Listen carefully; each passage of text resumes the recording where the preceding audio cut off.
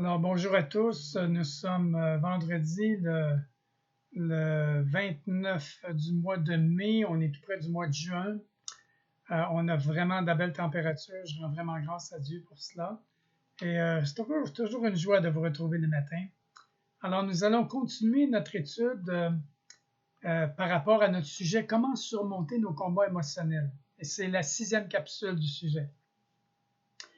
Dans nos dernières capsules, nous avons vu que l'inquiétude est l'opposé de la foi et dans Jacques 1, versets 1 à 8, que le fait de vivre en jeune histoire fait que notre vie chrétienne est marquée de problèmes et d'épreuves et qu'ils sont inévitables. La grande question est comment pouvons-nous y faire face? Et on a vu qu'il y avait 3 possibilités, dépendamment de son origine. Une des origines pouvait être une discipline de Dieu, c'est-à-dire se souvenir d'où nous sommes tombés et se repentir. Une autre, c'est une épreuve de notre foi. À travers la patience et la persévérance, Dieu s'en sert pour qu'elle concourt à notre bien et nous rende de plus en plus semblables à Jésus, son Fils. Et la dernière, la troisième, ça peut être une offensive de l'ennemi. Alors là, nous devons revêtir toutes les armes spirituelles de Dieu et les utiliser afin de lui résister et tenir ferme après avoir tout surmonté. Il y a quelques jours, on a vu une autre lumière rouge qu'on appelle l'anxiété. Elle résulte d'une peur quasi constante pour certaines personnes du lendemain ou carrément de l'inconnu qui nous paralyse. Elle peut en fait devenir carrément un trait de personnalité au point qu'on s'attend toujours au pire, que ce soit conscient ou non. On a vu dans le Proverbe 15 au verset 15 que tous les jours du malheureux sont mauvais, mais le cœur content est un festin perpétuel. Alors ce verset nous décrit l'état du cœur qui vit et se réjouit de la présence de Dieu, et non pas des circonstances qui peuvent et vont être souvent difficiles. Le cœur content est un festin perpétuel. Auprès de Dieu, dans son ombre, son intimité, ce cœur a trouvé un abri. Il a trouvé le vrai bonheur. Maintenant, c'est cet aspect du contentement et de la joie que nous allons traiter ce matin. À votre méditation, je vous avais invité à méditer le psaume 118 et le verset 24, mais je vais lire quelques versets auparavant. Je vais commencer à lire au verset 20. C'est dit ici, « Voici la porte de l'Éternel. C'est par elle qu'entrent les justes. » Et on sait que la porte de l'Éternel, c'est une personne, c'est Jésus. Il dit, je te loue, le psalmiste dit, je te loue parce que tu m'as exaucé, parce que tu es devenu mon salut. La pierre qu'ont rejetée ceux qui bâtissaient est devenue la principale de l'angle. C'est de l'Éternel que cela est venu. C'est un prodige à nos yeux. C'est ici la journée que l'Éternel a faite, qu'elle soit pour nous un sujet d'allégresse et de joie. Alors il parle ici du jour où Christ est venu. Il est la clé de voûte qui tient tout l'édifice. Il doit avoir la prédominance sur toute chose dans nos vies. Le nom, vous allez être d'accord avec moi, que le nom de Christ est merveilleux. La rédemption qu'il offre est la plus surprenante de toutes les œuvres divines et c'est le don de Dieu. Alors que cette journée que l'Éternel a faite, qu'elle soit pour nous un sujet d'allégresse et de joie, car elle a une portée éternelle et elle est active dans notre quotidien. Dans Jean 15 au verset 11, il nous est dit « Je vous ai dit ces choses afin que ma joie soit en vous, en toi, en moi, et que votre joie soit parfaite. » Désirez-vous une joie parfaite? Bien, moi, je veux une joie parfaite, ça, je peux vous dire ça. Et elle est parfaite en Jésus. Dans Jean 16 au verset 24, je vous avais demandé de lire cela, « Demandez et vous recevrez afin que votre joie soit parfaite. » Demandez et vous recevrez afin que votre joie soit parfaite. Alors, quelle est cette joie-là? C'est la joie d'être racheté. C'est la joie de célébrer le Dieu qui nous a rachetés et le proclamer. Et c'est ce que nous faisons quand nous annonçons l'Évangile. C'est ce que nous faisons quand nous témoignons de l'amour de Dieu à tous ceux qui nous entourent. Le psaume 107 au verset 1 et 2 dit « Célébrez l'Éternel car il est bon, car son amour dure à toujours. Qu'il le proclame tous ceux que l'Éternel a délivrés, qu'il a sauvés des mains de l'oppresseur. » Ça, c'est vous et moi. Nous sommes libérés, sortis de la prison du péché, sortis du filet de l'oiseleur. Nous sommes devenus des saints, la Bible nous dit, c'est-à-dire des hommes et des femmes qui ont été mis à part pour Dieu. Et Dieu nous appelle ses enfants. Il nous a adoptés. Et on est co-héritiers avec Jésus, son Fils. Quelle grâce, quelle joie. Nous devrions le proclamer constamment.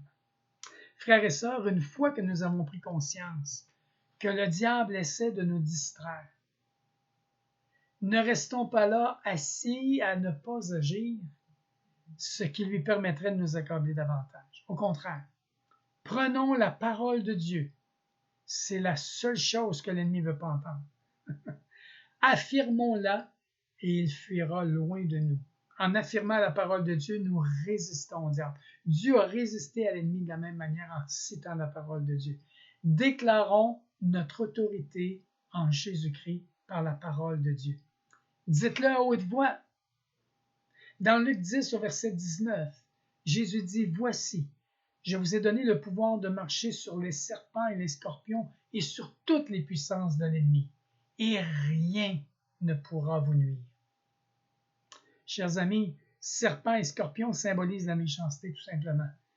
Ça représente le péché, ça représente le venin meurtrier en soi qui tue l'âme, qui tue la vie spirituelle, qui brise notre communion avec Dieu. Maintenant, le serpent représente le péché qui est carrément devant nous, qui nous fait face, tandis que le scorpion, c'est plus par en arrière, parce que son venin est dans sa queue. C'est plus d'une manière hypocrite que l'ennemi va venir avec des demi-vérités ou avec des choses qui vont essayer de nous faire mal pour nous décourager de marcher avec le Seigneur. Jacques, au chapitre 4, versets 6 et 7, Jacques nous dit « Dieu résiste aux orgueilleux, mais il fait grâce aux humbles. » Et Jacques nous dit « Soumettez-vous donc à Dieu, résistez au diable, et il fuira loin de vous. » Éphésiens 6, versets 11 à 13 nous dit « Revêtez-vous de toutes les armes de Dieu. » Pourquoi? Afin de pouvoir tenir ferme contre les ruses du diable, parce qu'il est rusé, c'est un menteur, c'est un manipulateur. C'est pourquoi ça nous est dit, prenez toutes les armes de Dieu, afin de pouvoir résister dans le mauvais jour et tenir ferme après avoir tout surmonté. À partir du moment où, avec l'aide du Seigneur, j'ai appris à reconnaître cette anormalité dans mes pensées anxieuses et mes mauvais pressentiments, là, je reviens dans le temps de ma jeunesse, dans ma jeune adolescence, j'ai appris avec Jésus plus tard, quand j'ai connu le Seigneur, à prendre autorité sur ces pensées-là, sur cette anxiété-là que j'avais, et à la refuser. Et j'ai commencé à goûter la vie abondante dans ma vie. Jésus a dit dans Jean 8, 32, « Si vous demeurez dans ma parole, vous êtes vraiment mes disciples. » Et la vérité, c'est ça ici qui est important. Vous connaîtrez la vérité. Et la vérité va vous affranchir. Et la vérité, c'est que Dieu n'est pas en train de nous envoyer des maladies du cœur, des maladies mentales, de l'anxiété. Dieu nous a donné son pardon, nous a donné sa grâce à travers son Fils. Il nous a manifesté son amour. C'est l'ennemi qui fait ces choses-là. Satan sème de l'inquiétude, chers amis, et de l'anxiété dans nos pensées. Et ce qu'il espère faire, c'est que nous allons nous les approprier, ces mauvaises pensées-là, puis les exprimer verbalement comme si ça nous appartenait. En le faisant, c'est sûr que ça lui donne des munitions pour anticiper et créer un problème qui n'existait même pas auparavant. Nous devons savoir que nos paroles ont une puissance créatrice dans le monde spirituel. Prenons juste l'exemple dans Matthieu 6, 31, où Jésus nous dit « Ne vous inquiétez donc pas et ne dites pas. » Voyez-vous? Il dit « Inquiétez-vous pas en dedans, là, inquiétez-vous pas, mais ne dites pas avec votre bouche. Que mangerons-nous? Que boirons-nous? Avec quoi nous habillerons-nous? » Voyez-vous? La parole vient manifester ce qui se passe en dedans. Prendre une pensée négative et commencer à l'exprimer va nous amener à un problème réel, chers amis. Et Jésus nous dit, juste quelques versets plus loin, ne vous inquiétez pas pour le lendemain. Le lendemain se souciera de lui-même, une chose à la fois. À chaque jour suffit sa peine. Alors, chers frères et sœurs, voilà notre sécurité, on pourrait dire même sociale, celle de Dieu. Notre responsabilité, c'est de vivre pour le Seigneur en ayant cette confiance inébranlable que Dieu pourvoira à nos besoins futurs. Rappelons-nous la thérapie de Jésus qu'on a vue il y a quelques jours. Et Jésus nous a dit, regardez les oiseaux et regardez les fleurs des champs. Il dit, vous allez avoir la preuve de la providence de Dieu. Et Dieu prend soin des oiseaux et des fleurs, n'est-ce pas? Alors goûtons la vie et réjouissons-nous. Rappelons-nous que le mot anxiété veut dire souci, inquiétude, l'esprit qui est troublé, qui est dérangé. Quand on est tendu, anxieux, notre corps entier est sous pression et souvent notre estomac va s'en ressentir, va être impacté par cela. Et tout peut sembler nous devenir comme un fardeau, même les plus petites choses du quotidien en viennent à nous donner mal à la tête. 1 Pierre 3 au verset 4, Pierre nous dit « Ayez la parure intérieure et cachée dans le cœur, la pureté incorruptible d'un esprit doux et paisible qui est d'un grand prix devant Dieu. » Wow! Pierre nous dit que le Seigneur aime un esprit paisible, non pas un esprit anxieux et tendu. Serions-nous incapables de nous défendre et de nous détendre, c'est-à-dire et d'apprécier la vie que Dieu a pourtant créée pour notre plaisir? Quand on regarde la nature, quand on regarde tout ce qu'il y a autour de nous, les oiseaux qui chantent le matin, wow! Tout ça est là, Dieu l'a pourvu pour nous. Mais est-ce que nous en jouissons vraiment? Dans mon cas, à partir de l'âge de 14 ans, j'étais souvent tendu dans cette époque-là et très contrarié parce que, dans le fond, c'est que j'ai été victime de moqueries et de critiques verbales agressives qui m'ont amené à développer un complexe d'infériorité profond. Déjà à cet âge-là, à 14 ans, j'étais déjà devenu trop sérieux. Et j'étais toujours sur la défensive. J'avais toujours peur qu'on me fasse du mal. Je m'attendais toujours à ce qu'on me fasse du mal. Et je ne savais pas vraiment comment lâcher prise et m'amuser d'une façon simple et insouciante, tout simplement, juste profiter de la vie. Chers amis, pendant des années, j'ai même été incapable d'apprécier et de profiter de la vie. J'essayais sans cesse de me protéger de mon environnement. Je vous avoue que j'aimais les gens, mais je ne savais pas comment être en relation avec eux, ni profiter de la vie avec eux. Et j'inclus ma famille là-dedans principalement. S'amuser, avoir du plaisir et rire était peu présent, et presque pas du tout. Chez moi, mes parents m'avaient enseigné qu'on n'a pas besoin de s'amuser. Ce n'est pas une nécessité, c'est une perte de temps, cette affaire-là. Ce qu'on avait besoin, c'était de travailler très fort, gagner suffisamment d'argent pour vivre confortablement et surtout devenir financièrement indépendant.